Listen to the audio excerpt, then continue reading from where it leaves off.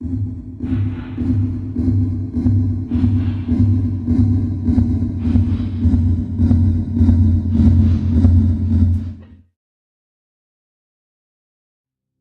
destructive results of a powerful supernova explosion are seen in a delicate tapestry of X-ray light in this new image.